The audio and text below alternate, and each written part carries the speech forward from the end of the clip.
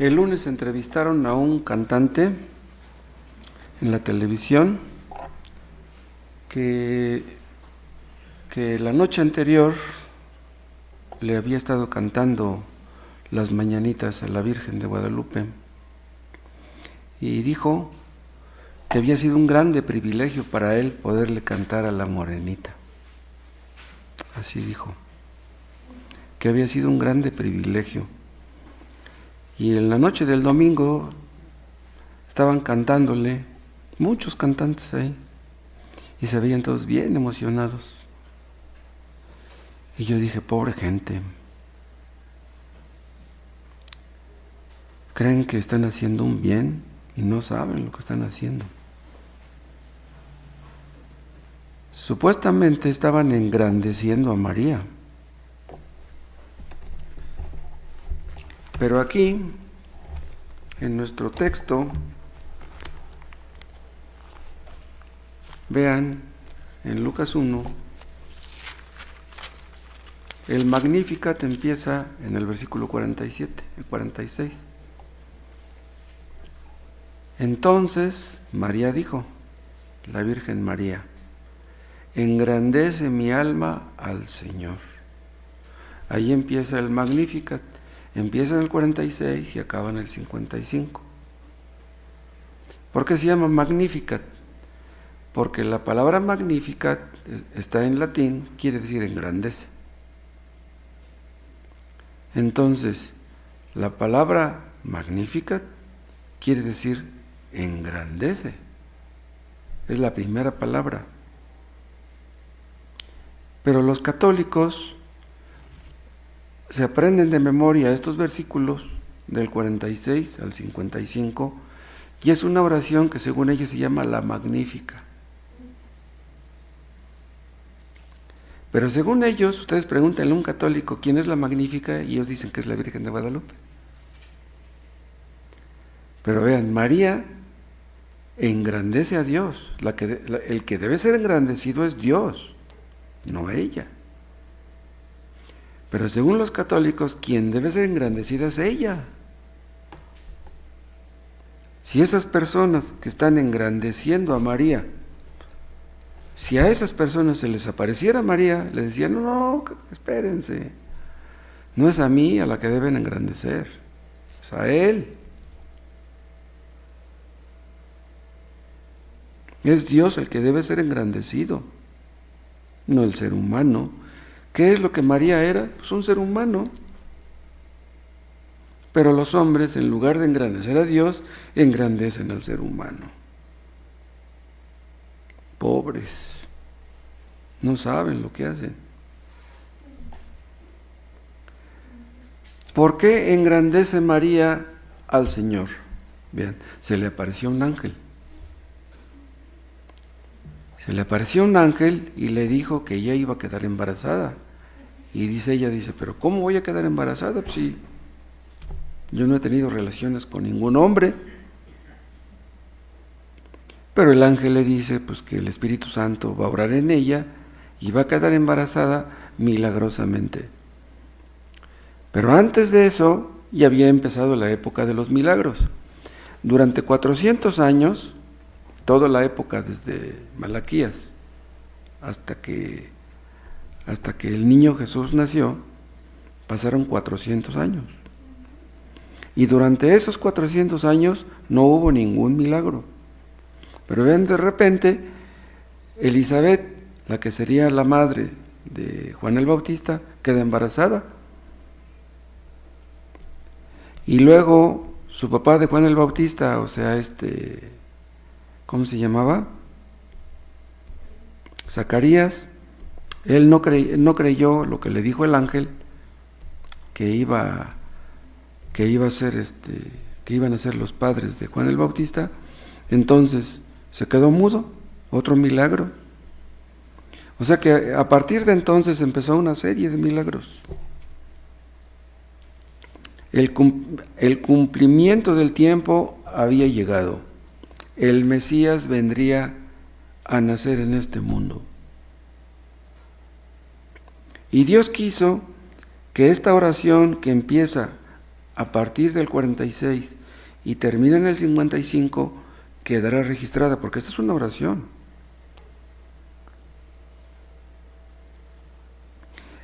Esta oración es conocida como el Magnificat, pero también es conocida como el Cántico de María. Pero vean cómo fue que Lucas escribió estos versículos. Vean, cuando María dijo estas palabras, no estaba Lucas ahí escuchándola, no tenía una grabadora, no estaba escribiendo con taquigrafía. ¿Cómo fue que Lucas escribió estas cosas? Lucas no fue uno de los apóstoles. Lucas era médico. Lucas anduvo con Pablo en alguno de sus viajes. Entonces, si Lucas escribió esto, es porque Dios mismo se lo reveló. Dios mismo le dijo, escribe esto. No estoy diciendo que María no lo haya dicho, lo dijo, pero no lo dijo delante de Lucas. Entonces Dios le reveló estas cosas a Lucas y le dijo, escríbelas. El Espíritu Santo le reveló estas cosas a Lucas. Y el Espíritu Santo inspiró todo esto.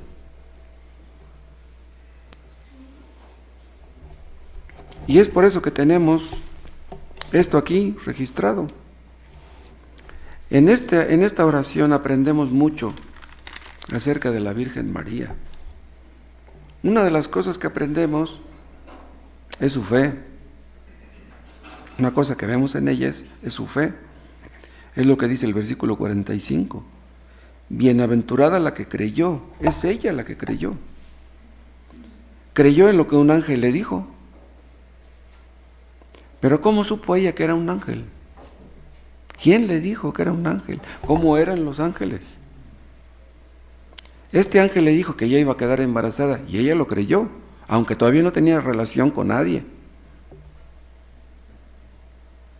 O sea que se necesitaba fe para creer eso. Por eso dice, bienaventurada la que creyó. Aunque no es ella la que dice esto, bienaventurada la que creyó. Quien dijo estas palabras, bienaventurada la que creyó, fue su prima Elizabeth, la madre de Juan el Bautista. Entonces, Elizabeth entendió que para creer lo que el ángel le había dicho, tenía que ser ella bienaventurada. Vemos la fe de María, vemos su gratitud de que Dios la haya escogido para ser la madre del Mesías, la madre del Salvador. Y vemos su gozo en Dios, en tercer lugar, y vemos su humildad, porque ella entendía que no merecía que Dios la escogiera para ser la madre del Salvador. Ella pensaría, ¿cómo es posible que Dios me haya escogido a mí? Vean, María era una muchacha pobre, era una muchacha jovencita. ¿Cómo es que me escogió a mí para ser la madre del Salvador del mundo? Habiendo tantas mujeres, fue a escogerme a mí. Ella estaba feliz, estaba muy gozosa. No en el hecho de que iba a quedar embarazada, no en ese hecho. Ella estaba feliz en Dios. Su gozo estaba depositado en Dios. ¿Cuál debe ser la fuente de gozo de los creyentes? Es Dios mismo. Si somos escogidos para ser salvos, el entender que somos escogidos, eso nos llena de gozo. Pero ella no se gozaba en eso, ella se gozaba en Dios. Vean, si nosotros nos gozamos en Dios, si podemos gozarnos en Dios, si la fuente de nuestro gozo está en Dios, ya la hicimos. Hay personas que se gozan en el culto, les gustan los cantos. Hay personas que les gusta la religión, pero que no pueden gozarse en Dios. Pero el gozo de María estaba en Dios. Un creyente tal vez se goza en las doctrinas, pero hay personas que tienen una religión puramente mental. O sea, se gozan en las doctrinas, se gozan en que entienden las doctrinas, hablan acerca de las doctrinas. Pero nuestro gozo debe estar en Dios, no en las doctrinas. El hecho de que María se gozara en su Dios quiere decir que María conocía a su Dios. Los idólatras se gozan en esto, se gozan en aquello y en aquello otro, pero María se gozaba en Dios. Vemos también su humildad, porque vean lo que dice en el 48. En el 47 dice: mi espíritu se regocija en Dios, mi Salvador. Lo que estoy diciendo. Pero vean lo que dice el 48, aquí habla de su humildad. Porque ha mirado la bajeza de su sierva. Hay una versión que dice la bajeza de su criada. O sea que la Virgen María creía ser una criada. ¿Ven? Los católicos adoran a la criada. ¿Cómo ven? Pero dice, porque ha mirado la bajeza de su sierva. No dice, no, porque haya mirado la humildad de su sierva. No, dice, la bajeza de su sierva. Los que son verdaderamente humildes no están conscientes de serlo. Si un cristiano está consciente de su humildad, ya no es humilde. Los verdaderamente humildes no están conscientes de ser humildes, están conscientes de ser indignos.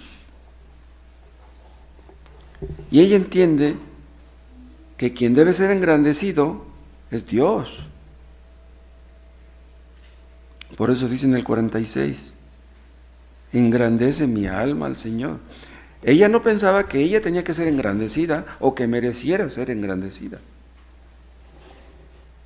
Dice, engrandece mi alma al Señor. Él es el que debe ser engrandecido.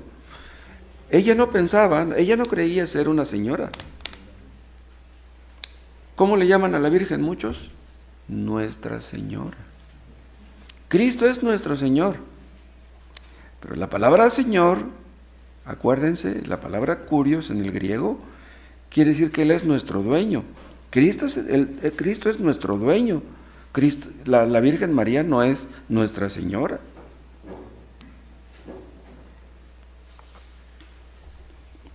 La señora de la casa da órdenes. Pero la Virgen María no creía estar capacitada para dar órdenes. No estaba esperando que alguien tuviera que obedecerle. El que merece ser obedecido es Cristo. ¿Se acuerdan cuando Cristo convirtió el agua en vino? ¿Qué les dijo María a los demás? Dice, hagan lo que Él dice. Eso es lo que hace una mujer humilde. Hagan lo que Él dice.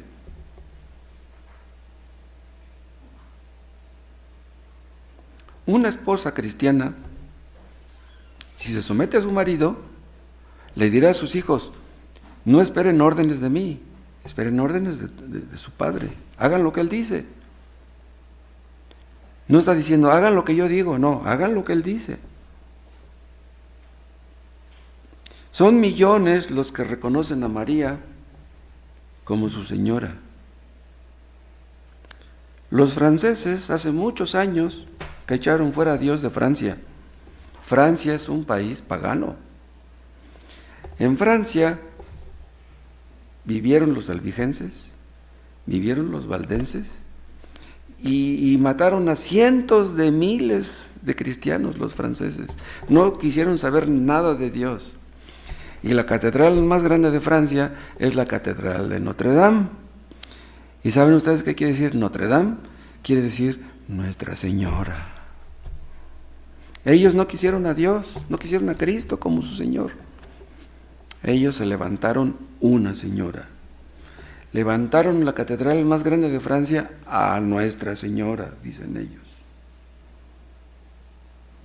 Los católicos dicen que la Virgen María es corredentora, o sea, Cristo es el Redentor, dicen, sí, Cristo es el Redentor.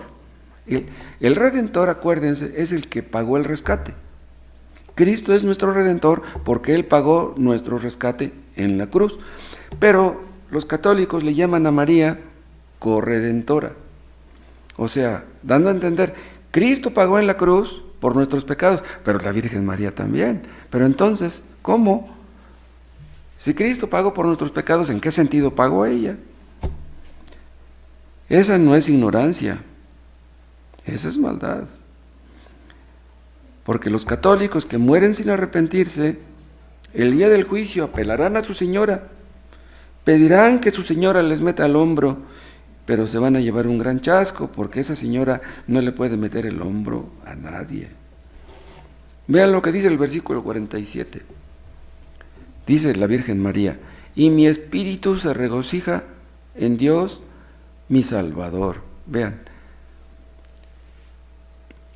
la Virgen María entendía que ella era pecadora, puesto que está aquí diciendo, se regocija en Dios mi Salvador. ¿Quiénes necesitan ser salvados? Los pecadores. Si tú no eres pecador, tú no necesitas un Salvador. Entonces, si la Virgen María está reconociendo a Dios como su Salvador, quiere decir que ella entendía que no se podía salvar a sí misma. Y por lo tanto no puede salvar a otros. La Virgen María no puede salvar a nadie. Entonces los que acuden a ella y que la reconocen como su salvadora, están perdidos. Dios es el salvador de los pecadores que se arrepienten. Cristo no vino a buscar a justos, sino a pecadores al arrepentimiento. Tú te arrepientes, entonces Cristo es tu salvador. Si no te arrepientes, no hay salvador para ti. El único salvador es Cristo, no hay otro.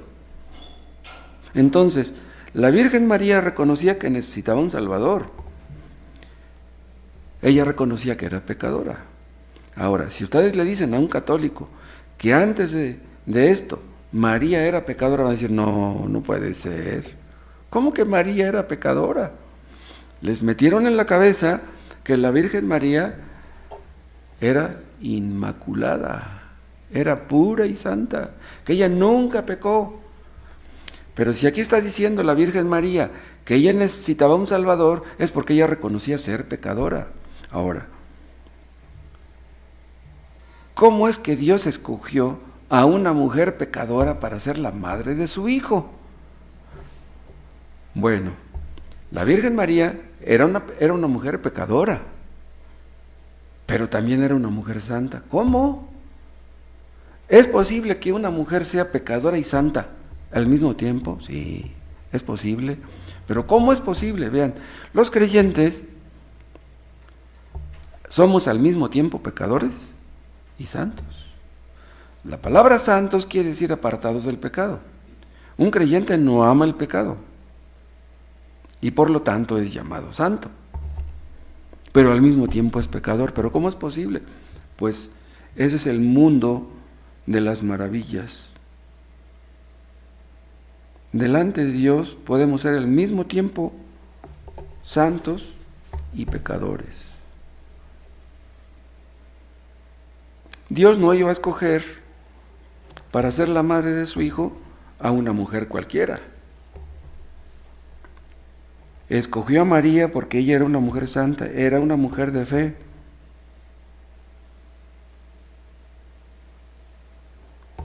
Aquí donde dice, al final del 47, en Dios mi Salvador, esta frasecita refuta la impecabilidad de María, que pregona la Iglesia Católica. Esa doctrina de la impecabilidad deifica a María. El único ser humano que ha pisado este mundo que no fue pecador es Cristo, porque todos los demás, todos los que hemos nacido en este planeta, todos somos pecadores. Nuestros padres fueron pecadores, nosotros fuimos pecadores, al igual que nuestros padres. Entonces, si fuera cierta la doctrina católica de que la Virgen María nunca pecó,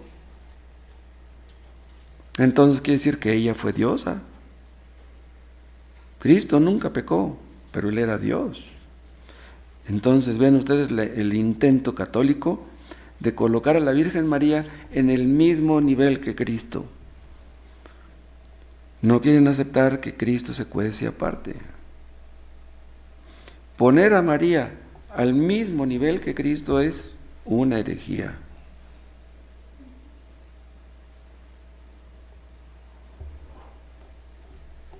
El apóstol Pablo en Romanos 7 dice: miserable hombre de mí. ¿Por qué dijo eso? Pues porque él reconocía que había pecado en él, y no hay ningún ser humano que pueda decir algo diferente. Todo creyente, por muy santo que sea, tiene pecado en él, y por lo tanto es santo y es pecador al mismo tiempo. Entonces, cuando la Virgen María dice que Dios es su Salvador, es porque ella entendía que ni podía salvarse a sí misma, ni mucho menos pudiera salvar a otros. Entonces, todos los que le rezan a la Virgen María se están poniendo la soga en el cuello. Todos los que confían en la Virgen esta o en cualquier otra, si mueren sin arrepentirse, tendrán vergüenza eterna. Y nosotros que hemos creído en Cristo, aún siendo santos, seguimos siendo pecadores. Entonces, lo necesitamos como Salvador en un principio y lo seguiremos necesitando hasta el último día de nuestras vidas. Porque el pecado morará en nosotros hasta el último día de nuestras vidas.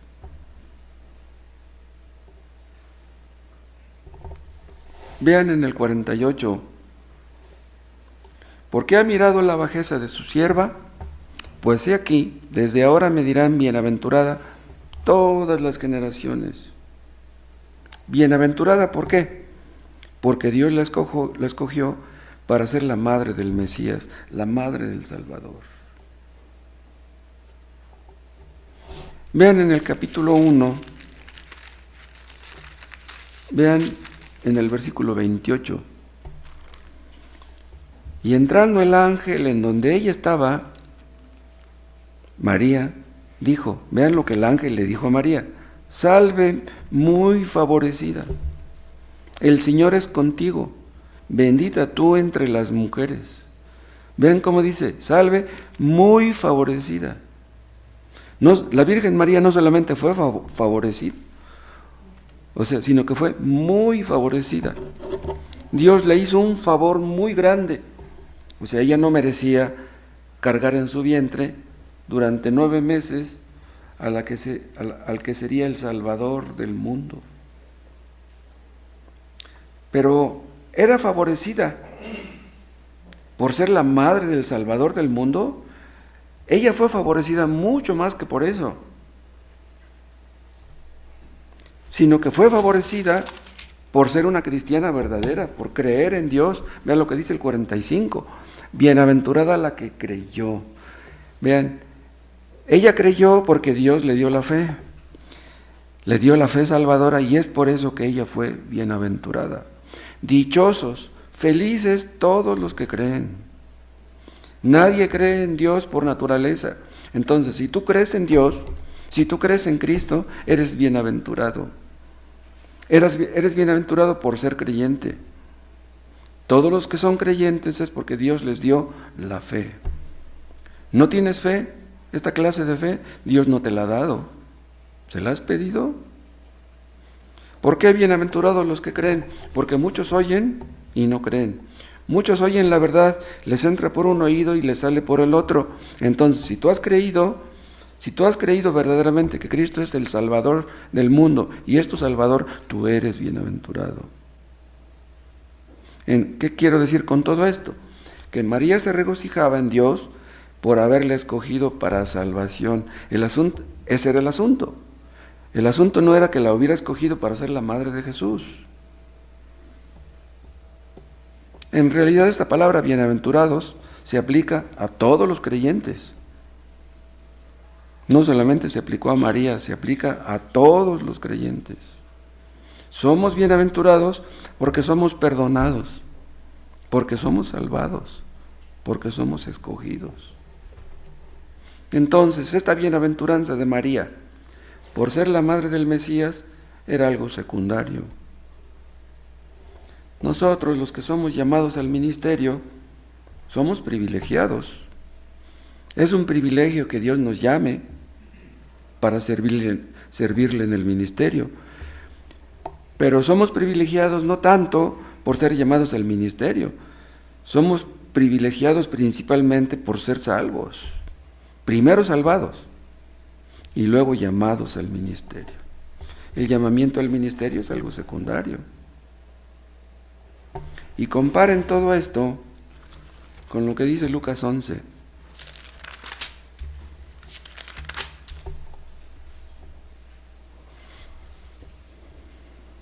Está Jesús hablando en el versículo 26, 11-26, y luego vean lo que dice el 27. Mientras él decía estas cosas, una mujer de entre la multitud levantó la voz y le dijo a Jesús: bienaventurado el vientre que te trajo y los senos que mamaste. Bien, bienaventurado el vientre que te trajo. O sea, ¿qué clase de madre tuviste? Y los senos que mamaste.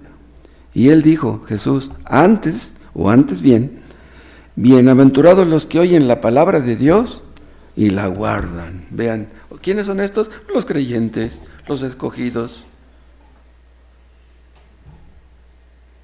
Estos versículos que estamos aquí leyendo interpretan lo que dice Lucas 2:48.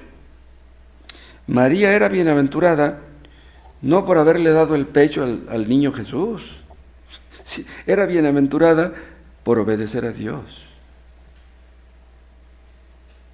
¿Qué tal que le hubiera dado el pecho al niño Jesús, pero que no hubiera sido salva? La madre de Jonathan Edwards no fue bienaventurada por ser la madre de Jonathan Edwards. Si fuera bienaventurada fue porque fue salva, no por ser la madre de Jonathan Edwards. En realidad, todos los que obedecen a Dios, todos los verdaderos creyentes en Cristo, son bienaventurados, dichosos, felices.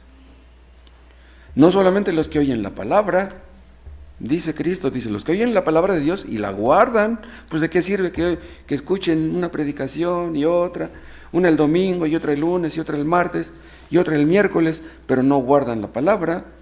El asunto es que escuches la palabra y que la retengas, que la atesores, que la valores como lo que es.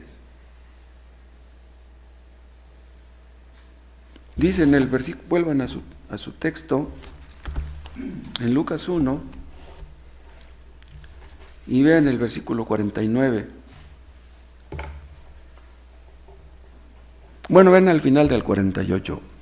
Pues he aquí, desde ahora me dirán bienaventurada todas las generaciones de creyentes que entienden esta palabra bienaventurada, porque los católicos, aunque la digan, pues en realidad no la entienden. Y vean lo que dice el 49, porque me ha hecho grandes cosas el poderoso. Vean, y vean una cosa, aquí todavía no quedaba embarazada, pero ella creía que iba a quedar embarazada por el poder del Espíritu Santo. Ahí se ve su fe, y ahí se ve su fe en el Todopoderoso. Él entendía que Dios es todopoderoso. Él es todopoderoso y puede hacer que yo quede embarazada, aunque José no me haya tocado, lo que ocurrió después. Ella entendía, si mi prima Elizabeth ya era anciana y pudo quedar embarazada, pues ¿por qué yo no? Soy joven. Si ella pudo quedar anciana, pues, con más razón yo que soy joven. María era una mujer santa, pero no tenía poder en sí misma. El poder que tienen los creyentes es el poder que Dios les da, la capacidad que Dios les da para hacer esto y para hacer aquello otro. Pero el poder no se deriva de uno, se deriva de Dios. María nunca hizo ningún milagro. Roma canoniza a una persona cuando se puede comprobar que hizo un milagro, pero en aquel tiempo, ¿cuántos milagros hizo María? No hizo ninguno. ¿Se acuerdan cuando Cristo convirtió el agua en vino? Se acercaron a ella y ella dijo, no, pues hagan todo lo que Él dice, yo no puedo hacer milagros. ¿Qué me dicen a mí que ya no hay vino? Díganle a Él. Y Él es el que les hizo el milagro. ¿Cuántos milagros tuvo que hacer María para ser reconocida como santa? Dios pudo hacer que una mujer anciana y un marido anciano, Zacarías, procrearon un hijo. ¿Y qué hijo? Porque no cabe duda que Juan el Bautista fue un hijo excepcional. El poder de Dios hizo que María quedara encinta, embarazada, sin que José la tocara. Hay algo que Dios no puede hacer. Vean lo que dice el versículo 37. Vean el 36. Y aquí tu pariente Elizabeth, que ella también ha concebido hijo en su vejez, y este es el 6º mes para ella, la que llamaban estéril. Vean, ella tenía fama, la llamaban estéril. Dice, porque nada hay imposible para Dios. Y en el versículo 49, no solamente habla de que es poderoso, sino también habla de que es santo. Eso quiere decir, al mencionar estos dos atributos, quiere decir que María conocía al Dios verdadero. La misericordia está hablando antes, ¿no? En el versículo 50, perdón. Pero vean, la misericordia parece contraponerse a la santidad. Pero María entendía que Dios es tan santo como misericordioso. Porque si Dios nada más fuera santo, pobres de nosotros, ¿en dónde pararíamos? ¿En dónde terminaríamos? Pero dice, y su misericordia es de generación en generación a los que le temen. O sea, aquí está entendiendo que Dios tuvo misericordia de ella. Y ella entendía que le temía. ¿Cómo no temer a un Dios tan grande y tan santo? Ella experimentó en sí misma, en todo esto que ocurrió, todos estos atributos.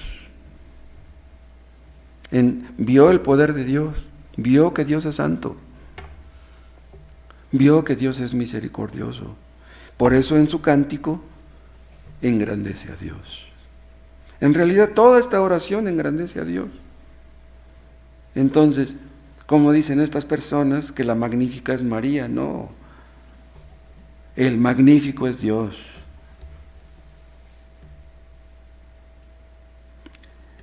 Esta oración de la Magnífica, que así le llaman los católicos, la rezan en honor de la Virgen María.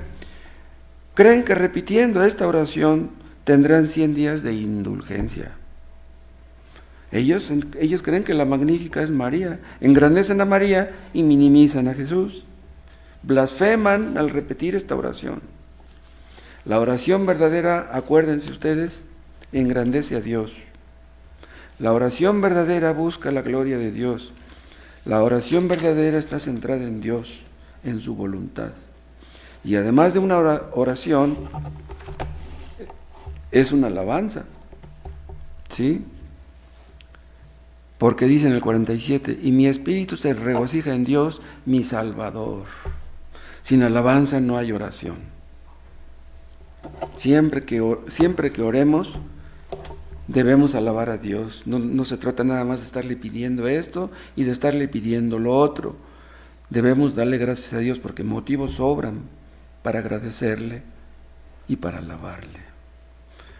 Pero hay personas que le están pidiendo cosas a Dios, creen que son humildes al estárselas pidiendo, pero si pasa el tiempo y no las reciben, ¿saben a qué punto llegan? A resentirse. ¿Cómo es posible que yo le estoy pidiendo cosas a Dios y no me las da? Llega el momento que se enojan y dejan de orar.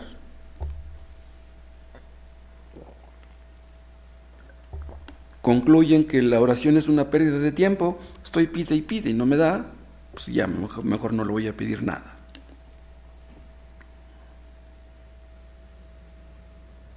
La Virgen María entendía que el Dios verdadero es un Dios muy grande y le da un homenaje desde lo más hondo de su alma. Por eso dice el 46, entonces María dijo, engrandece mi alma al Señor. El asunto está en lo más profundo, no en la superficie. El aspecto espiritual del ser humano. Y otra cosa, María sabía que Dios es fiel a sus promesas, porque vean cómo dice en el 50, y su misericordia es de generación en generación a todos los que le temen. Ella sabía que había pasado 400 años sin milagros. En esos 400 años antes de que esto sucediera, no había habido revelación, no había habido profetas, no había habido palabra de Dios, pero ahora de repente Dios levanta todas estas cosas maravillosas y eso lo entiende ella, que es por la misericordia de Dios y por su fidelidad. Parecía como que Dios había olvidado de tener misericordia, pero no es posible eso. Después de tantos años empezó una era de prodigios.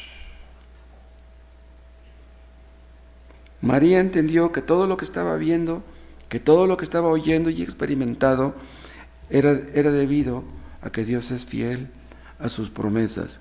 Por eso dice en el 51, hizo proezas con su brazo en el pasado, esparció los soberbios en el pensamiento de sus corazones en el pasado, quitó de los tronos a los poderosos y exaltó a los humildes en el pasado, y lo está viendo en sí misma ella está siendo exaltada. A los hambrientos colmó de bienes y a los ricos envió vacíos. Socorrió a Israel su siervo, acordándose de la misericordia. Es lo que está haciendo ahora Dios. Está socorriendo al Israel espiritual que vivía en ese tiempo. Dice, acordándose de la misericordia de la cual habló a nuestros padres, ¿sí? Para con Abraham, para con Isaac, para con Jacob. Esa misericordia que parecía que estaba guardada en un baúl, Dios la sacó. ¿Y cuántos fueron salvos en aquellos tiempos? Todas estas cosas que está diciendo aquí María demuestran que ella conocía el pacto, creía en la fidelidad de Dios, en las promesas de Dios. Dios no puede mentir. Ella creía que a través de María vendría la simiente de la mujer. Ella creía eso. Ella creía que el vientre que nacería, aquel vientre donde llevaría aquel niño Jesús, y que con el tiempo lo daría a luz, ella creía que aquel niño aplastaría la cabeza de la serpiente, tal como Dios le había prometido a Adán y a Eva. María era una mujer de fe. María era una de las mujeres que esperaban la consolación de Israel. Están en Lucas todavía, vean el capítulo 2 y vean el versículo 30. No, vean mejor el 28, aquí habla de Simeón. Dice, él le tomó en sus brazos al niño Jesús, cuando llevaron a presentarlo al templo, él le tomó en sus brazos y bendijo a Dios diciendo, ahora Señor, despides a tu siervo en paz, conforme a tu palabra, porque han visto mis ojos tu salvación, la cual has preparado en presencia de todos los pueblos, luz para revelación a los gentiles y gloria de tu pueblo Israel. Vean lo que dice en el 30. Porque han visto mis ojos tu salvación. Tenía el niño Jesús en sus manos. Era un bebé. Y dice, han visto mis ojos tu salvación. Vean ustedes la fe de Simeón. Él creía que aquel bebé era el Salvador del mundo, el Mesías prometido, el que venía a aplastar la cabeza de la serpiente. Es increíble todo esto. Simeón también conocía la fidelidad de Dios. Su fe también era grande, también era de los que esperaba la consolación de Israel. Y estas cosas que experimentaron ellos, las hemos comprobado también nosotros, los que hemos creído en Cristo. Conocemos la gracia de Dios, el poder de Dios, la misericordia de Dios, su soberanía, su fidelidad, el cumplimiento de sus promesas. ¿Por qué nos escogió a nosotros? Si María engrandece a Jesús, nosotros tenemos más motivos que ella. ¿Cómo no engrandecerle si nos ha escogido para compartir su gloria con nosotros? Como yo decía el domingo acerca del tema del cielo, ¿cómo es posible que personas como nosotros un día caminarán con Cristo en el cielo? Vivíamos en el pecado, amábamos el pecado. ¿Qué esperanza había para nosotros de que llegáramos a ser salvos? ¿Qué poder se necesitaba para que pudiéramos ser salvos? ¿Por qué nos salvó? ¿Qué vio en nosotros para salvarnos? Porque es misericordioso, porque es bueno. ¿Quién merecerá la gloria si un día caminaremos con Cristo en el cielo?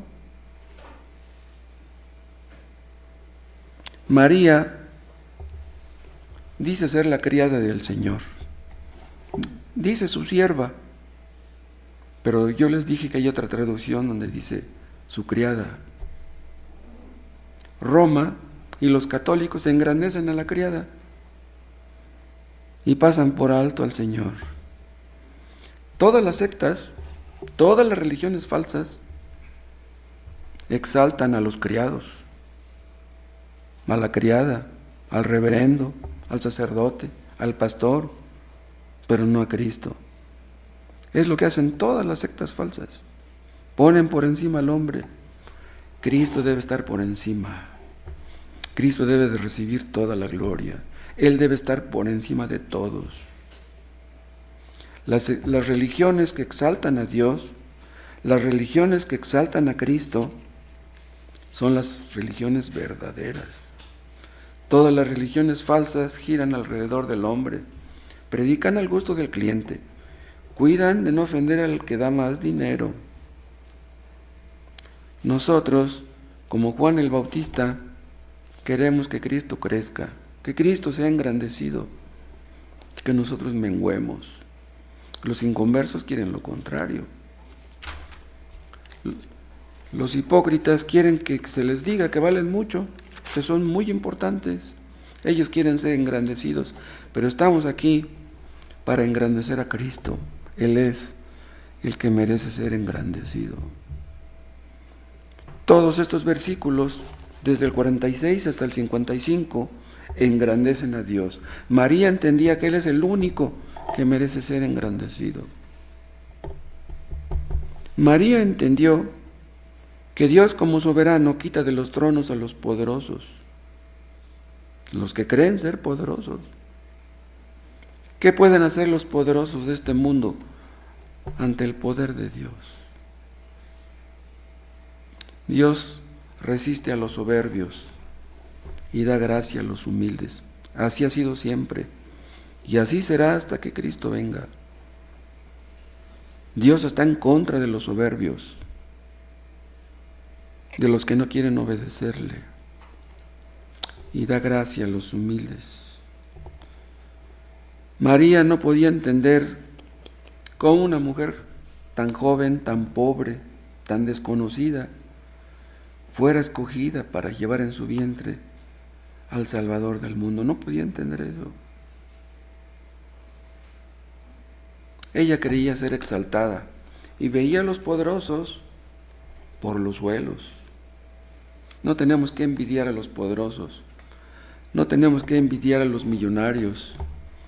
Si tú crees en Cristo, tienes lo que ellos no tienen. Tal vez tenemos lo que ellos nunca jamás tendrán. ¿Saben ustedes por qué muchas personas leen la Biblia y no son salvas? ¿Saben ustedes por qué? Porque en el fondo piensan que Dios es muy pequeño y creen que ellos son muy grandes, creen que son muy importantes. Quieren ser engrandecidos ellos y no quieren engrandecer a Dios. un hombre, una mujer que durante muchos años ha vivido para sí misma, para sí mismo, que ha buscado la gloria para sí mismo, que creen ser el centro de todo. Cuando exigen, cuando entienden estas personas egoístas, que han vivido toda su vida para sí mismos, cuando entienden que Cristo debe estar en el centro o que Cristo debe estar arriba, no pueden creer eso. Dios exige obediencia, Dios exige sumisión, pero los hombres cuando les cae el 20, ¿saben cómo reaccionan? Como con un trauma. Les da el shock. No es posible. Ellos quieren ser el centro. Ellos quisieran que Dios los sirviera a ellos, que Dios les diera por su lado, que Dios los apapachara, que Dios les dijera que valen mucho. Pero eso no lo van a escuchar aquí. El único importante, el único que vale mucho, el único que tiene que ser engrandecido es Dios, es Cristo. Hay muchas personas que viven toda su vida sin pensar seriamente que Dios existe. Y si han de creer en un Dios, será en un Dios que les dé por su lado. Estarán dispuestos tal vez a aceptar un Dios a su gusto, un Dios que no sea tan estricto. El gran ídolo que ponen muchos es el ego, la adoración de sí mismos, los hombres que quieren ser exaltados. ¿Por qué los ateos no quieren reconocer que Dios existe? No quieren reconocerlo porque ellos quieren ser sus propios dioses, quieren ser alabados, reconocidos, respetados, amados, obedecidos. Pero ellos no alaban a Dios, no reconocen a Dios, no respetan a Dios, no aman a Dios, no obedecen a Dios. El hombre es humanista por naturaleza. María dijo: engrandece mi alma al Señor. Hagamos esto, hermanos. Si engrandecemos al Señor, somos bienaventurados. Los soberbios quieren ser engrandecidos. Que Dios nos libre de soberbia. Que Dios nos libre de querer vivir para nosotros mismos. Porque los que quieren vivir para ellos mismos acaban frustrados, amargados, infelices, decepcionados. Dios no nos trajo al mundo para engrandecernos, nos trajo al mundo para engrandecerlo a Él. La Virgen María engrandece a Dios y haremos bien en seguir su ejemplo. Fuimos creados para eso, para engrandecer a Cristo.